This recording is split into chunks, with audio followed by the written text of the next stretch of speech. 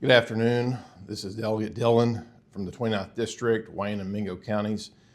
On Monday, the House took up consideration of an amendment that I sponsored along with Delegate Anders of the 97th to address concerns regarding data centers and community impact of those centers.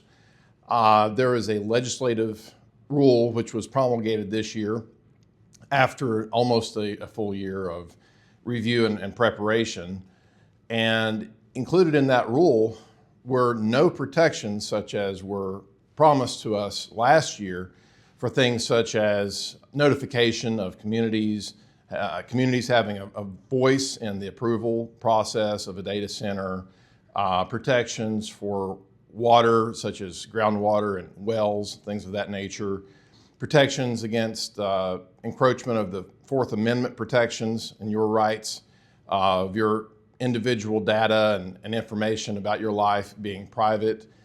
Included no buffer zones or any protections around homes, churches, schools, anything of that nature. And so I offered this amendment in good faith to the rules, which didn't include much in the way of rules to actually protect anything that people are concerned about. Now, this amendment was taken up and considered on the floor Monday. However, it did not pass.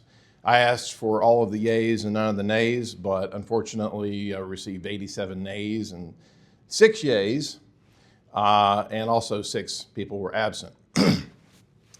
Now, some of the arguments made against this are that we should trust the government, we should trust the Department of Commerce or a particular executive or some other bureaucrat to oversee this, and we should trust the process that in the future, I guess, additional rules will be promulgated and maybe some of these concerns will be addressed. Well, I believe as a conservative that government is not to be trusted. Government is to be held accountable, and that is exactly what this amendment attempted to do.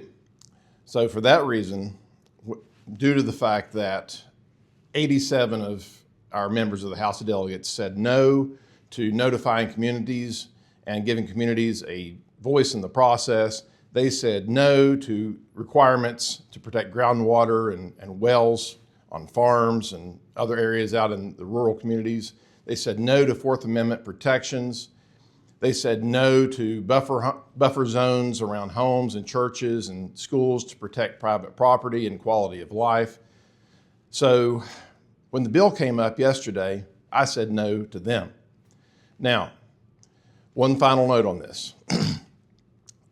The amendment was crafted in a creative way to try to ensure that these rules were included in a rules bundle which didn't actually include the protections that we wanted. Now, earlier today, I received notice from the Speaker and from his office that no further consideration of amendments which would amend rules in the future will be allowed a vote. So take that for what it's worth. I don't believe we're moving in a productive direction. I don't believe we're moving in a more transparent and accountable direction. But I thank you for staying involved and staying informed, and we will continue the fight. Thank you.